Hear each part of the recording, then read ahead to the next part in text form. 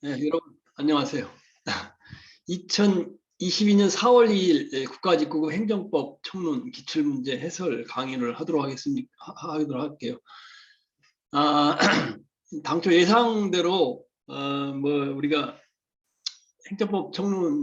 행정법이 굉장히 어렵죠, 그죠? 어렵죠. 어렵고 네, 문제를 전체적으로 분석해 본 결과 처음 공부하는 사람들 굉장히 어렵겠구나. 그리고 또 느낀 거는 단순히 암기해서 풀 수 있는 문제는 거의 없었던 것 같아요. 다 이해를 기반으로 해서 판례를 적용하고 하는 문제이기 때문에. 그래서 가서 학원에 가서 달달달달 한다고 될 것도 아니고, 결국은 이 기초 이론을 완전히 잘 이해를 하고, 어느 부분에 있는가 이해를 하고, 그 다음에 그것을 응용할 수 있는 문제다. 수학의 기본 공식을 알고 문제에 적용하는 적용 문제가 많이 있다. 따라서 공부하는 방법이 이제 어떻게 해야 될 것인가 방향을 여러분이 잡을 수가 있는 시험이었던 것 같아요. 어때? 시험 문제 잘 풀어봤어요? 대부분 온라인 강의 여기저기 강의 들어서 해봤는데 죽었죠. 잘 답도 안 나오고 있죠. 자, 근데 국가직 지방직 다 합격하고 그다음에 이제 행시까지 합격하고 이렇게 시험 문제를 분석해보면 상당히 어려워요.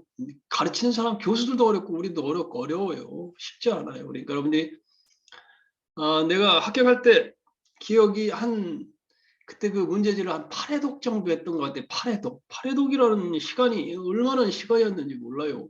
그 고시원에 앉아가지고 여러분 7급 시험 볼 때도 그렇게 국가직 볼 때 그렇게 했다고 그랬잖아요. 이게 1000페이지가 되는 걸 8회독을 한다고 생각해봐요. 그 펄펄 혈기가 끊는데 고시원에 앉아서 그거 앉아있으면 정말 얼마나 힘들겠어. 자, 그런 노력 없이 대충 되질 않는다. 그 말이죠. 자, 문제를 보면서 우리가 이제 자세하게 이제 생각해보는 시간을 갖도록 할게요. 1번. 신뢰 보호의 원칙에 대한 설명으로 옳지 않은 것은 다툼 있는 경우 판례에 의함. 자, 1번. 건축주와 그로부터 건축 설계를 위임받은 건축사가 관계법령에서 정하고 있는 건축한계선의 제한이 있다는 사실을 간과한 채 건축 설계를 하고 이를 토대로 건축물의 신축 및 증축 허가를 받은 경우 그 신축, 증축 허가가 정당하다고 신뢰하는 데 귀척 사유가 있다. 옳지 않은 것이에요. 이게 뭔 말이냐 이거예요. 신뢰보호 원칙이 뭐냐를 알아야 될 거 아니에요. 신뢰보호 원칙은 뭐예요? 행정청이 사인에 대해서 공적인 견해 표명을 했고 그 공적인 견해 표명에 대해서 행정의 상대방이 사인이에요. 국민이 허가를 받는 국민이 그것을 신뢰를 했다면 그 신뢰한 것에서 보호를 해주는 게 보호를 해주는 거예요. 그러니까 신뢰한 것에 대해서 다른 처분을 하면 안 되는 거예요. 쉽게 얘기하면 되는 거예요. 제천시에서 했던 거죠. 제천시에서 대순 진립위해서 그 종교회관 건립하려고 제천시에 땅을 이제 미리 제천시 공무원한테 물어봤어요. 그 땅 사면 종교회관 걷는 그걸 질 수 있겠습니까? 건축할 수 있겠습니까? 그러니까 담당 공무원이 그 건축 담당원이 그거 가능합니다. 이렇게 답변을 해줬어요. 담당 공무원이. 그래갖고 땅 사고 나가지고 나중에 건축허가 개순진리교회라는 그 교회 종교회 단체가 있잖아요. 거기서 그 땅을 사가지고 질라고 건축허가를 신청했더니 제천시에서 안 해준다는 거예요. 공무원이 해준다고 그러고 안 해주면 어떻게? 그게 위법하다는 거죠. 그게 신뢰보호예요. 행정청의 공적 견해 표명을 갖다가 신뢰할 경우를 보호해 주는 거예요. 다만 그 공적 견해 표명을 하게 만드는데 속임수를 썼다든가 행정의 상대방인 국민이 시민이 신청하면 속임수를 썼을 때는 안 된다 그 말이에요. 이 말 보면 여기 보면 건축주와 그로부터 건축 설계가 위임을 받은 건축사가 건축 한계선이 제한이 있다는 걸 알면서 속임수를 써가지고 건축허가를 받은 거예요. 건축허가를 받은 거 그런 건 안 되지. 그건 무신뢰 보여요. 이런 걸 위협하니까 안 해주는 거지. 자, 구체행정법 1권 64페이지 나와요. 1권 한번 볼게요. 구필수행정법 1권 64페이지 볼게요. 그러니까 여러분이 행정법 공부는 기초이론을 정확하게 이해하고 그 정확하게 이해를 바탕으로 판례에 적용할 수 있는 능력을 가져야 된다 그 말이에요. 여기 보면 아까 이야기한 뭐예요? 맨 먼저 여기부터 툭 튀어 들어가면 그게 무슨 말인지 어떻게 알겠어요? 그러니까 신뢰보호 원칙은 행정법상 일반 원칙이 아니에요. 일반 원칙에 여러 가지 원칙이 있는데 근데 신뢰보호 원칙 가장 중요한 원칙 아니에요? 다 보면 신뢰보호 원칙은 어떻다는 거예요? 어떻다는 거예요? 여기 보면 근반원의 원칙이라고 하는데 여기 밑에 보면 신뢰 원칙의 원칙의 요건이 있잖아요. 구필수행정법 56편에 행정청의 선행 조치가 있어야 된다. 그 제천시에 가서 그 대승 진리교 교회 종교기관 설립하는데 가능해요? 행정 담당 공무원이 가능합니다. 약속을 했어. 응답을 했어. 행정청의 선행 조치에 대한 보호 가치는 개인의 신뢰. 이걸 믿었어. 그리고 개인의 행위가 발생해서 가서 땅도 사고 다 했어. 그리고 그렇게 하는데 인과관계가 분명히 땅 사는데 담당 공무원이 해준다고 했어. 갔어. 그랬더니 나중에 건축허가를 해놓고 허가 그 땅 사고 건축허가 신청하니까 건축허가 안 된대. 안 된다면 어떻게 되는 거야? 큰일 난리라는 거 아니야. 돈 투입하고 그랬는데. 그런 처분은 위법하다 그 말이에요. 그 국민의 신뢰를 보호해준다 그 말이에요. 따라서 그 신뢰한 것에 대한 선행조치라는 건 여러 가지 지금 이야기하는 선행조치를 하게 만드는데 귀책 사유가 있어서는 안 된다. 속임수를 써서는 안 된다. 예를 들면 아까 말한 대로 귀책 사유라는 건 64페이지 보면 이런 거예요. 귀책 사유라는 의미가 판례에서 의미하는 건 행정청의 견해 표명의 하자가 지금 여기는 뭐예요? 건축물에 대한 건축을 허가해주겠다고 얘기한 거 아니에요? 허가해주겠다고 한 거 아니에요? 허가해준 거 아니에요? 허가해줬어. 견해 표명, 건축 허가를 해주겠다. 이것이 허가를 신청한 그 건축사가 관계 사실의 은폐.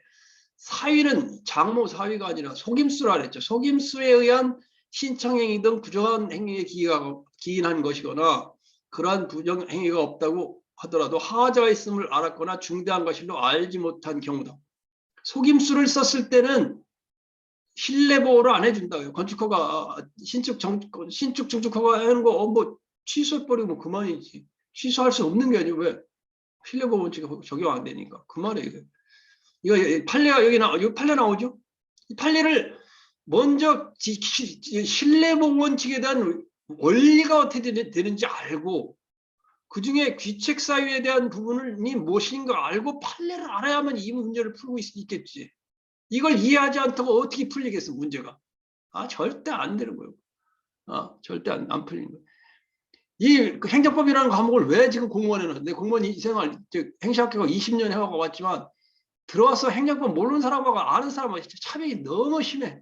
대충 들어와서 공무원 한 사람 보면 정말 무능해갖고 맨날 과장이고 계장이고 책임져야 돼. 이런 거 배우고 들어가야 돼요. 그러니까 이거 행정법 넣은 거 아니에요. 어려워도 여러분 배우고 들어가요. 배우고 들어가야 돼요. 그냥 평생 20년, 30년 편하다고 공무원 생활하는데. 그러면 공부를 해야 돼. 공부를 해야 되는데 대충 암기해서 하려고 하지 말고 전체 행시 사시 공부한다고 그러고 똑같이 해야 돼요.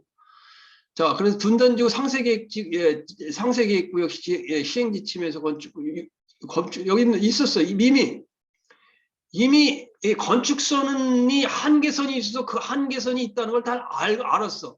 그리고 자기도 건축허가를 그렇게 받아봤어. 근데 건축허가선을 넘어서 설계를 하고 설계를 해가지고 건축허가를 받은 건 그건 신뢰보호가 원칙이 안 되는 거지. 그지? 자, 당연히 그렇죠. 그죠? 자, 그래서 그렇다고 보면 다시 이제 문제로 들어가서 보면 그 말이에요, 이게. 건축주와 그로부터 건축 설계 위임을 받은 건축사와 관계법령에서 건축선 제한이 있다는 사실을 관한 채 건축 설계 증축허가를 받은 경우 신뢰한데 귀책 사유가 있다. 귀책 사유가 있다는 말은 신뢰보호의 원칙이 안 된단 말이에요. 안 된다. 그 얘기는 그런 경우 건축허가 처분 취소해버린다. 그 말. 취소해도 위법한 게 아니다. 그 말이에요. 자, 두 번째. 이게 그러니까 이것만 나와서는 모른다는 거. 신뢰보호 원칙이 뭔지, 그 원칙에 대한 내용이 뭔지, 그거에 대한 적용 판례가 뭔지, 그 판례를 또 이해를 해야만이 되겠지. 자, 공부하는 방법에 대해서 지금 하는 얘기예요. 두 번째, 행정청이 상대방이 장차 어떤 처벌을 하겠다고 공적 견해 표명을 하였다 하더라도 그 외 그 전제로 된 사실적 법률적 상태가 변경되었다면 그와 같은 공적 견해 표명은 효력을 잃게 된다. 공적 견해 표명, 예를 들면 주택건설사업계획 승인 처분, 주택건설사업계획 승인 처분이 뭐예요? 아파트 건설하겠다고 승인 처분을 해줬어. 우리 승인 처분을 해주면서 대전광역시장이 1년 내로 주택건설 사업계획을 갖다 올리시오 그랬는데 1년 유효기간을 줬는데 유효기간 동안 안 올려. 안 올려. 안 올리면 사정이 변경됐으니까 그때 그러면 안 올리면 그때 건축계획 승인 처분 이거 올려 1년 유효기간 지나서 올리면 그걸 갖다가 철회해도 상관없다는 거예요. 철회는 장래를 향하여 할 수 있는 거죠. 응? 그런 의미예요. 그런 의미. 그럴 경우 공적견해 표명이 대전광역시장이 한 공적견해 표명이 유효성이 소멸한다, 실효된다 그 말이에요. 그런 경우는 신뢰보호원칙, 누가 신뢰한 거예요? 행정의 상대방인 사인이 행정청이 행한, 행정청은 시청, 구청, 구청장이 행정청이에요. 정부의사를 결정해서 표현하는 것이. 행정청이 국가의사를 결정해서 표현하는 게 행정청이에요. 그 다음에 그 처분에 그 약속한 것이 효력을 잃게 된다. 이거 맞는 내용이죠. 1번, 2번 맞는 내용이요. 그 다음 3번 수강 신청 후에 징계 요건을 완화하는 학칙 개정이 이루어지고 이어 시험이 실시되던 그 개정 학칙에 따라 대학이 성적 불량을 이유로 학생에 대한 징계 처분을 한 경우라도 이른바 부진정 소급표에 관한 것으로 특별한 사정이 없는 한 위법이라 할 수 없다. 이것이 굉장히 어려워. 내가 그 공무원 시험 합격해서 가서 서울시 공무원에서 연수를 받을 때 보니까 법대 나온 사람은 30명 중에 1명밖에 안 돼. 1명밖에. 대부분 법대 나온 사람이 아니더라고요. 서울대 법대 나온 사람 없어. 국법, 출국법 잘 안 봐, 시험. 그때는 저기 시립대 나온 사람은 있더구만. 그런데 중요한 건 뭐냐면 행정법은 행정법 나름대로 용어가 있고 고유한 게 있어. 그걸 이해하지 않으면 몰라요. 이건 뭐예요? 행정법의 법원의 효력에 대한 부분이에요. 법원. 행정법원의 법원이 뭐예요? 법원이 재판하는 코트 하는 법원이 아니에요. 법원은 행정법의 인식의 근거, 존재의 형식, 행정법이 어떤 식으로 존재하느냐, 그 행정법이 존재하는 근거는 어떤 효력을 가지느냐, 거기 나오는 내용들이에요. 이게 진정소급표라는 건 말은 뭐냐 하면 소급표라는 건 소급한다. 법을 개정했을 때 과거로 돌아가서 과거 거에도 적용시킨다. 이게 말이 되냐고. 그게 진정소급표예요. 예를 들면 소득세법을 개정해갖고 지금 10%가 소득세에서 10% 내잖아요. 10% 내는데 15%로 개정했어. 15%로 소득세법을 지금 개정했는데 이번 달 월급이 300만 원 나와. 지금까지 30만 원 뛰었어. 그런데 소득세법이 개정돼서 15%로 만약에 올렸다고 가정을 하면 3년 전에 있는 월급에 대해서 15% 소득세를 내라는 게 말이 돼? 말이 안 돼. 말이 안 돼. 안 돼. 여러분 공무원 돼서 했어. 지금 200만 원 받고 있는데 어떻게 소득세법 개정해서 10%에서 15% 올렸어.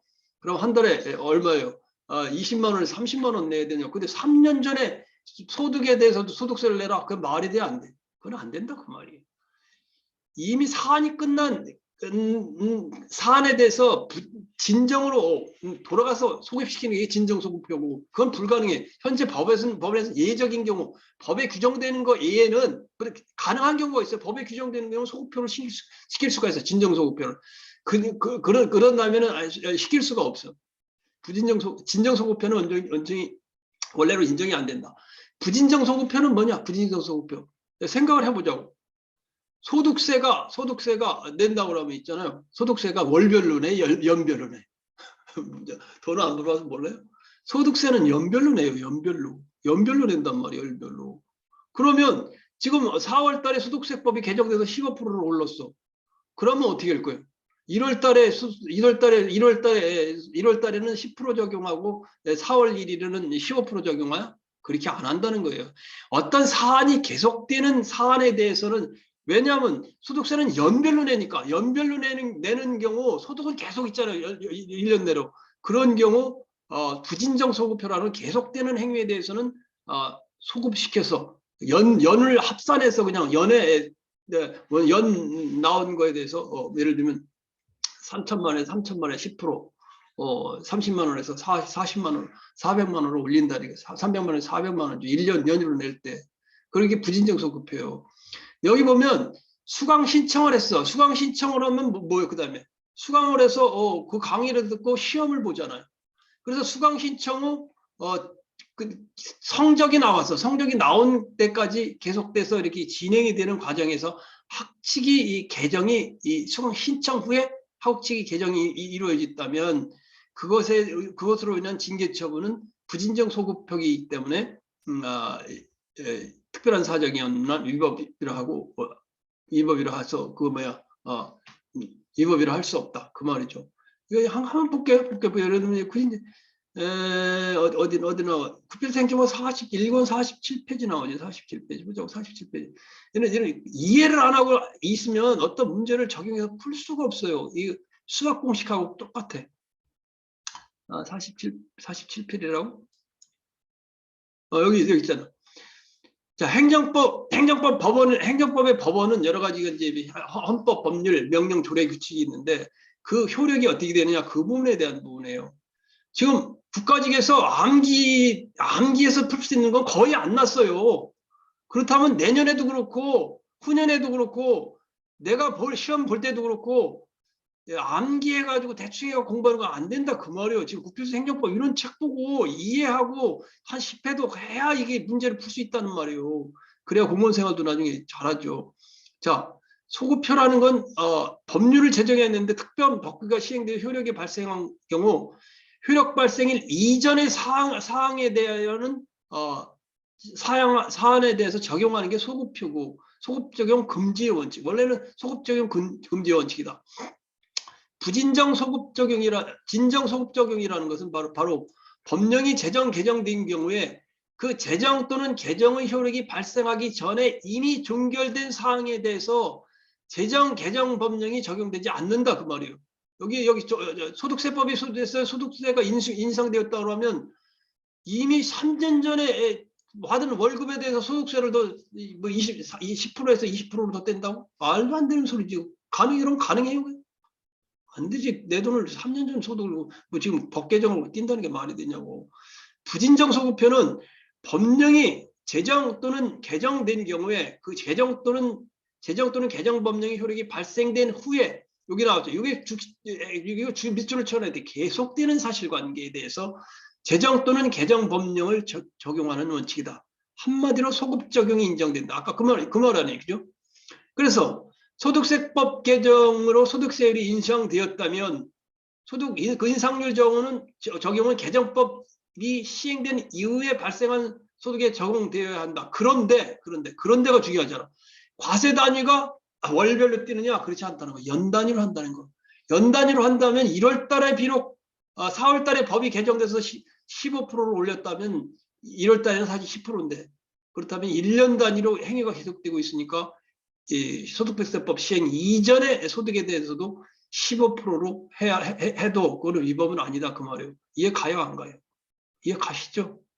자, 공부 이렇게 하는 거예요. 괜히 가서 학원에 가서 그 말도 안 되는 거 요약된 거 가지고 해가지고 그까지 시험 봐가지고 이러면 국가직 시험 제대로 할 것 같아요?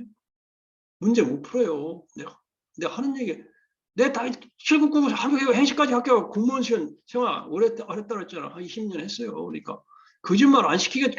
왜 거짓말을 시키겠어? 자, 그 다음에 요 판례를 보자고. 병무청 담당 부서의 담당 공무원에게 공적 견해 표명을 구하지 아니한 채 민원담 봉사 담당 공무원의 상담이 응하여 안내한 것을 신뢰한 경우에도 필례보의 원칙이 적용된다. 이건 틀렸지. 잘 생각해 보자고. 이 판례를 공부해 보셨냐고. 판례에 나오는 내용이에요. 뭐냐? 뭔 내용이 뭔 내용이야?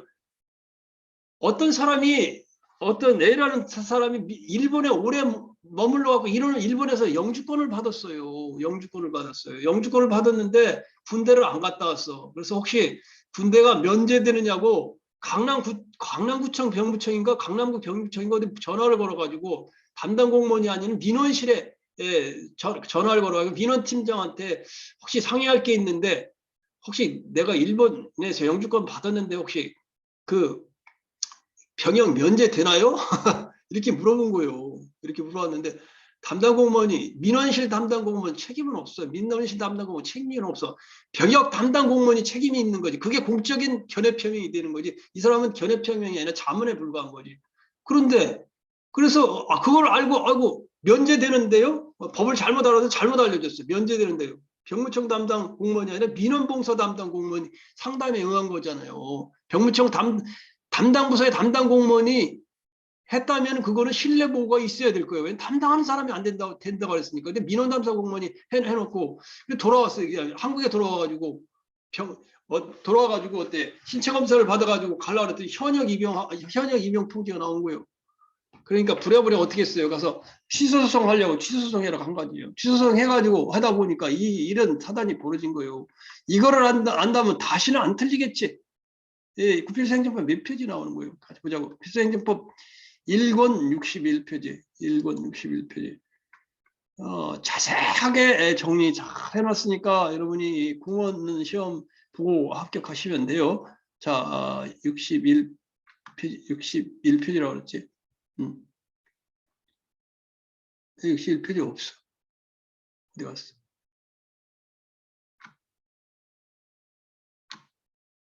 어디가 난 여기네. 61페이지 맨 마지막 줄에 있네. 마지막 줄에. 보자. 이 말이야. 서울지방병무청 민원팀장 지종수라는 사람이 국외 영주권을 취득한 사람이 상담에 응하여 법령 내용을 숙지하지 못한 채 민원봉사 차원에서 현역 입영 대상자가 아니라고 답변하였다가 그것이 서울지방병무청 공적 견해 표명이라 할 수 없다. 지방병무청에서 있는 거네. 그러죠? 자, 이 내용이에요. 이 내용. 공적 견해 표명이 지금 나오는 내용은 공적 견해 표명이 뭐래요? 행정청이 공적 견해 표명이냐 아니냐를 갖다 따지는 거. 공적 견해 표명이 있어야 행정청에 있어야 신뢰 보호가 된다 그 말이에요. 공적 견해 표명이냐? 왜 아니라는 걸 왜 아니라는 거. 아까 이야기한 대로 병무청의 이 병역 해당 담당 판단관의 답변이라면 답변이 됐지만 이거는 누구예요? 민원 담당관이 병무청에 가면 민원 담당관이 있어요. 민원 담당관이 한 얘기는 공적 견해 표명이 아니다. 그래서 이렇게 된다 그 말이에요. 그래서 이게 답은 4번이죠, 그래요? 4번. 병무청 담당 공무원이 담당 부서의 담당 공무원이 공적 견해 표명을 구하지 아니한 채 담당 공무원의 공적 견해 표명을 구했다면 신뢰 보유 원칙에 해당이 되죠. 근데 민원 봉사 담당 공무원이 상대방이 안 날고 신뢰 원칙이 적용되지 않는다 그 말이죠. 자, 2번. 자, 행정행위 효력에 대한 설명으로 옳지 않은 것은 끝까지 그거 자 보자고요. 어느 하나하나 내가 보니까 문제 하나 보니까 어느 하나가 다 쉬운 게 만만한 게 없어요. 다 이해를 하지 않고 풀 수가 없어요. 행정행위 효력. 행정행위가 뭐예요? 행정행위가 공권력의 행사. 행정청이 구체적 사실에 대한 법 집행을 하는 거죠.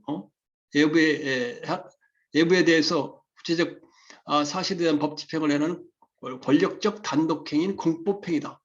권력적 단독행위는 공법행위다. 행정행위는 강학상 용어다.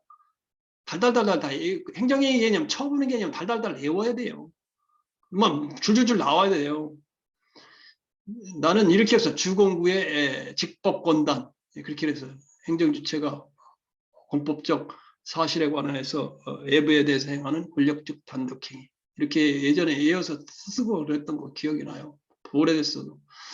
자, 행정행위 효력, 처분의 효력에 대한 설명을 옳지 않은 것. 영업허가 영업허가 취소 처분이 나중에 행정쟁송 절차에 의해서 취소되었더라도 자, 말 뜻을 잘 이해를 못하면 이게 언어의 독일어 마냥 언어를 이해하는 거, 성경책 이해하는 거 뭐냐. 영업허가 취소 처분이 영업 허가를 하고 있었어. 응? 영업 허가를 하고 있었는데 코로나 그 시간 제한을 했다고 그래가지고 식당 영업을 영업 허가를 취소했어. 그리고 화딱지나니까 어떻게 되겠어? 행정쟁송을 걸쳐야 돼. 행정쟁송이라는 게 또 뭐예요?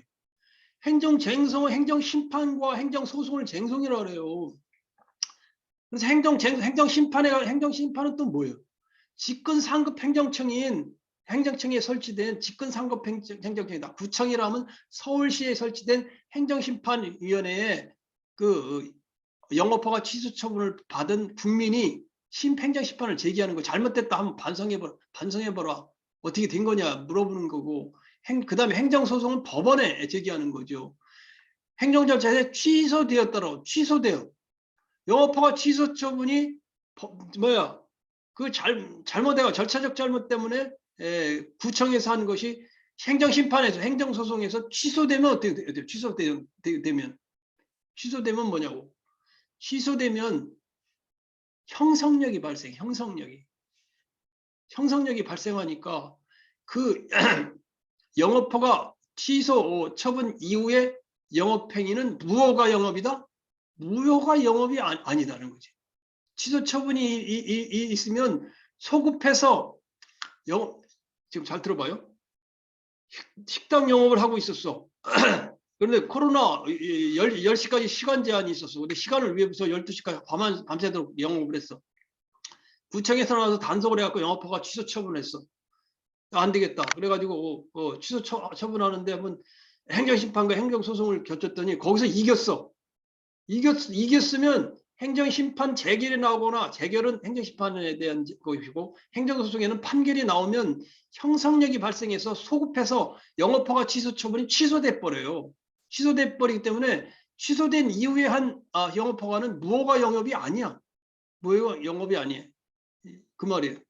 자, 이거는 지금 구필행정법 심판이나 아니면 거기 행정심판이나 행정소송이 나오죠. 2권 601페이지 아래에서 줄. 자, 찾아보자고. 2권 601페이지. 2권 601페이지 아래에서 셋째 줄. 자,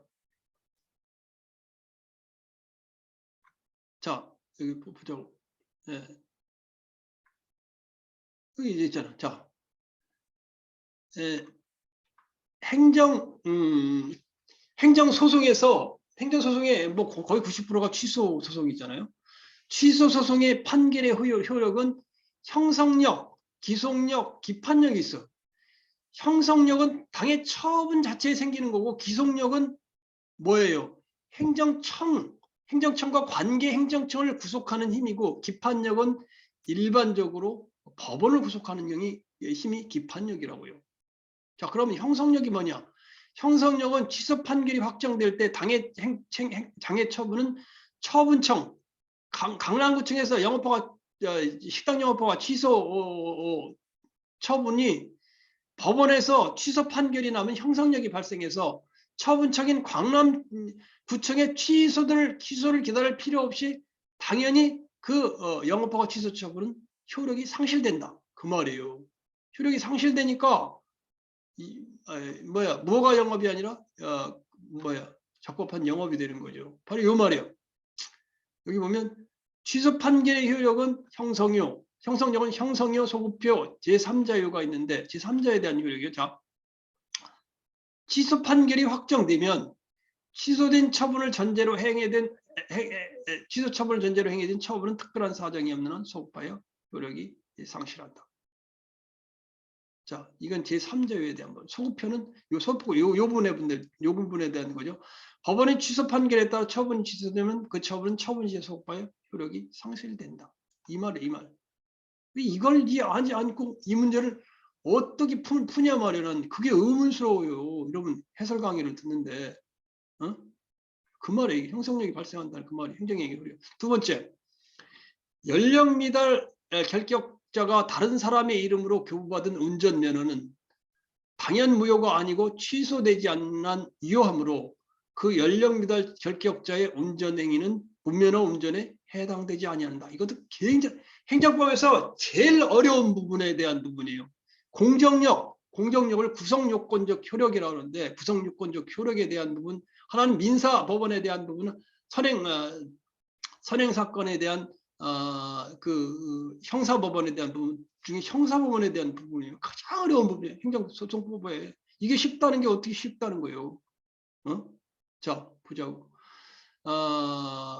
이 한마디로 얘기하면 구성요건적 효력, 그다음에 공정력이라는 것은 행정행위라는 게 뭐예요? 행정행위라는 게 공권력의 행사예요. 행정처분이 행정행위예요. 행정처분이라는 개념이 조금 더 커요. 그런데 행정행위 강의상으로는 행정행위, 일반 실정법상으로는 행처분이라고 부르는데, 법상으로는. 그러면 지금 말하는 구성요건적 효력이라는 건 뭐냐? 행정행위는, 행정처분은 그 성립에 하자가 있더라도 그 하자가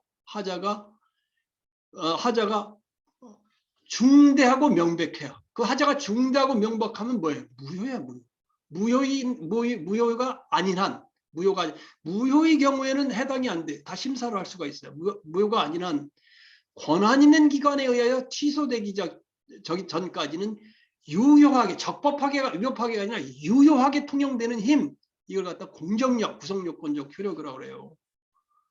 무효인 경우에는 공정력이 발생하지만 취소할 수 있는 경우는 공정력이 발생해. 구성요건적 효력이 발생해. 그 말은 삼권 분립이 돼 있어서 행정처분이 무효가 아니고 취소 사유에 대한 위법이 있는 한 법원도 행정행위에 대해서 어떻게 하지 못한다는 거예요.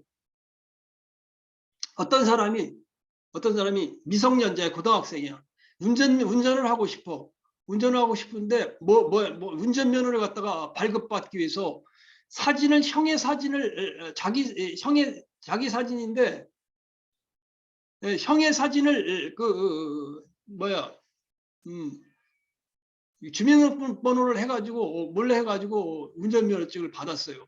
받았는데 이제 이 운전하다 걸렸을 거 아니야? 걸렸는데 과연 이 사람을 무면허 운전행위로 처벌할 수 있느냐 없느냐에 대한 문제였다고. 처벌할 수 없다는 거예요. 왜?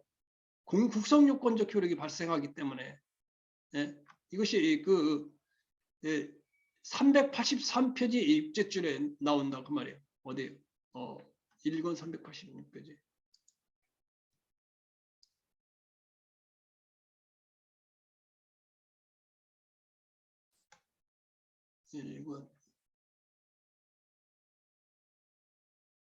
이게 공정력, 구성요건적 효력이 행정법 1권에서 가장 어려운 부분이에요.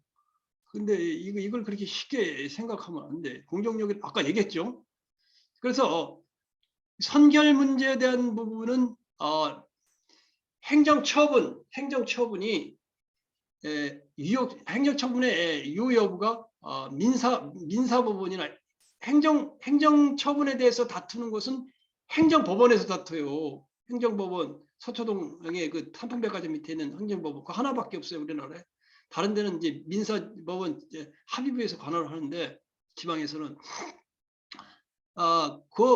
그래서 선결 문제가 있는 경우에 하나는 민사사건의 경우, 형사사건의 경우 해갖고 이 불생정법에 자세히 딱 나눠서 해놨죠, 그죠? 지금 나오는 건 민사사건에서 형사사건에 대한 부분이에요. 형사사건에서 단순한 위법인 경우 그 부분에 대한 부분이에요. 여기 보면 행정행위 하자가 취소 사유인 단순 위법인 경우, 무효인 경우는 공정력, 구성요건적 효력이 발생 안 해요. 그래서 그 형사법원에서 이게 또 형사법원이 뭐예요? 범죄를 처벌하는 거예요. 무면허 운전행위가 잡혀 들어왔어. 야, 얘를 그냥 처벌할까 말까 했더니 그 운전면허증의 유효냐 무효 유효 여부는 법원에서 판단을 못하고 행정처분은 경찰청이 권한을 갖고 있기 때문에 어떻게 할 수 없다는 거야. 삼권 분립의 입장에서. 그것이 그 내용이에요. 자, 예를 들면 후고인의 부정수단으로 운전면허를 발급받은 경우에 경찰청장이 그 운전면허를 취소하기 전까지 형사법원은 피고인을 무면허 운전으로 처벌할 수 없다. 그 이유는 경찰청장이 운전면허 발급 처분이 구성요건적 효력이 발생하기 때문이다. 이 부분이에요. 행정이 단순한 위반 하자로 형사소송이 있는 경우 이 문제란 말이에요. 무효인 경우는 그게 적용이 안 돼요. 무효인 경우는 적용 안 돼요. 구성요건적 효력이 발생 안 해요. 자, 그래서 이거에 대한 이해를 기반으로 해야 된다. 이해를 기반으로 해야 된다. 이해를 기반으로 해야 된다. 이해를 기반으로 해야 된다. 그 말이에요. 자, 그 다음에 그래서 무효 운전에 해당하지 않는다.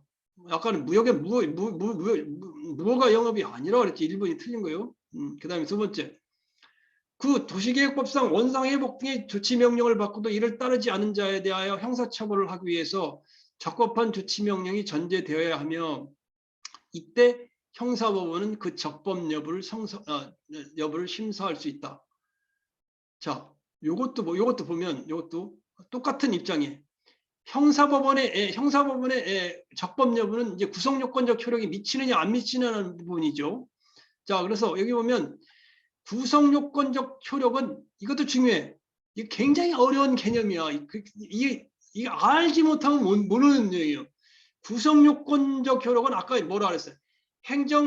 행위가 그 성립에 하자가 있더라도 그 하자가 중대하고 명백하여 무효가 아닌 한 권한 있는 기관이라는 건 처분청, 그다음에 행정심판위원회, 행정소송, 행정법원에서 취소되기 전까지는 유효하게 통용되는 유효한데 핵심 별표를 5개는 쳐놔야 돼요. 유효한 게. 위법 여부에 대해서는 심사할 수 있어요. 위법 여부에 대해서는. 왜냐? 공정력이라는 것이 구성요건적 효력이라는 것은 적법성이나 위법성을 추정하는 것이 아니라 유효성을 추정하는 거예요. 그걸 이해를 못하면 이 문제는 풀 수 없는 거예요. 이거 얼마나 어려워. 행정법의 최고로 어려운 부분이에요. 자, 어딘가 보자고. 급수행정법 386 7째 줄 나온다. 386 7째 줄. 386 7째 줄. 여기 나온 요 판례죠. 요 판례. 어떤 사람이 그린벨트 있어요. 그린벨트에 있는 비닐하우스를 갖다 매수했어요. 근데 그린벨트가 뭐예요? 개발제한구역이 건축 못하게 하는 데 아니야. 비닐하우스를 갖다가 불법으로 허가 안 받고 한 비닐하우스를 갖다 매수했다는 게 말이 돼. 그러니까 구청장이 어떻게 돼서 토지 원상 회복을 시키라고 시정 조치를 내렸어요. 시정 조치를 내렸는데 따르지 않으니까 뭐예요? 시정 조치 명령 위반죄로 형사 고발 조치를 한 거예요. 그러니까 형사 고발 조치를 하니까 형사법원에서 이 사람을 처벌할 수 있느냐 없느냐에 대한 문제예요. 그런데 여기 중요한 건 뭐냐면 구성요건 과연 처벌할 수 있느냐, 이걸 심사를 할 수 있느냐. 그런데 공정력이 발생하는 것은, 구성요건적 효력이 발생하는 것은 적법 유효성에 대한 부분이지 위법 적법 여부에 대한 부분은 아니다. 따라서 형사법원은 위법에 대한 부분, 적법에 대한 부분을 심사해서 심사해서 처벌을 할 수 있다. 그런데 이 개발지원국에 나오는 이 법에, 도시계획법에 비닐하우스를 갖다가 남이 져놓은 거를 매수한 사람은 처벌하는 규정이 없어요. 그래서 이 사람은 처벌을 못했어요. 그 판례예요. 이걸 아니하고 어떻게 알 수 있다는 거예요? 아니 그 의문이. 자, 도시계획법상 원상회복 조치 명령을 받고도 이를 따르지 않은 자에 대한 형사처벌을 하기 위해서는 적법적 주의 명령이 전제돼야 하며 이때 형사법원은 적법 여부는 심사할 수 있다. 구성요건적 효력은 유효성에 대한 부분, 효력이 있느냐 없느냐에 대한 부분이고 형사법원의 위법적법 여부는 상관이 없는 거죠. 할 수 있다. 이해해야 되는 거. 행정법 총론에서 가장 어려운 부분이 공정력에 대한 부분이고 맨 뒤에 나오는 기속력, 기판력 부분이 굉장히 어려워요. 이해를 하기 위해서. 굉장히 수학에 그것도 고난이도 해야 되는 거예요. 어떻게 이걸 갖다 한 번에 외워서 알 수 있다는 거예요. 아니 그건 뭐냐. 학원에 가서 뭐 대충 어떻게 외워가지고 어떻게 맞춘다는 거냐. 이해가 안 가요. 여러분들이. 기존 이론을 이해하지 않고 어떻게 하냐고. 자, 4번. 조세 부가처분을 취소하는 행정 판결이 확정된 경우 부가처분의 효력이 처분 시에서 효력을 잃게 되므로 자, 확정된 행정 판결은 조세 포탈에 대한 무죄를 인정하는 명백한 증거에 해당된다. 여기 보면 자, 잘 보세요. 이것도 이해를 해야 되는 문제야. 이거 굉장히 어려운 거예요. 구성요건적 효력은 삼권분립의 입장에서 행정청의 권한을 존중하여 행정청의 성립에 하자가 있더라도 하자는 무효가 아니에요. 취소 사유인 하자예요. 권한 있는 기관에 의해 취소되기 전까지는 전이라는 데 핵심 포인트가 있더라고요. 전까지. 취소되면은 어떻게 하는 거예요? 유효하게 추정이 안 된다는 말이에요. 취소되기 전면. 권한 있는 기관은 처분청, 재결청, 법원에 의해 취소되는 걸 말한다. 따라 행정위가 권한 있는 기관인 법원에서 취소되면 구성요건적 효력은 발생하지 않으니까 형사법원은 유효성을 추정하는 거예요. 형사법원은 판단할 수 있다. 조세포탈죄를 판단한 형사법원은 조세부가 처분이 위법하여 취소되었으므로 갑을 조세포탈죄로 처분하지 못한다. 무죄의 증거가 된다. 형사사건의 취소사유인 행정행위 선결 문제다. 자, 얘기했죠, 그죠? 자, 조세 부가처분을 취소하는 행정 확정 판결이 확정된 경우 부가처분 취소는 행정 판결이 확정된 경우 부가처분의 효력은 처분 시에 소급하여 효력을 잃게 되므로 확정된 행정 판결은 법원에서 무죄를 인정할 명백한 증거가 된다. 그래서 형사법원에서는 무죄를 내릴 수 있다. 그 말이죠. 조세부가 취소하는 것이. 이게 그 말이에요. 조세부가 처분을 취소하는 행정 판결이 확정된다는 거. 공정력, 구성요건적 효력이라는 건 뭐냐? 취소되기 전까지 유효하게 통용되는 힘, 추정되는 힘, 그게 유효한 건데 전이 아니라 이미 권한 있는 기관에 경우는 조세를 부과 처분을 취소하는 행정 판결이 확정된 경우 법원에 의해서 조세부가 처분이 취소됐어. 취소된다면 어때? 그 취소되면 이미 구성요건적 효력은 발생을 안 하고 따라서 부가처분의 효력은 처분 시에 소력을 잃게 돼서 행정 판결은 조세 판결의 무죄를 인정하는 형사법원에서는 이 판결의 효력을 가지고 무죄를 선고할 수 있다. 그 말이에요. 어렵죠, 그죠? 이거 이해해야 돼. 이해하지 못하면 백날 말짱 도루묵이에요. 말짱 도루묵. 자, 조금만 뭐 전화가 와서 조금만 내가 저기 했다가 다시 촬영하도록 할게. 전화가 계속 울리네.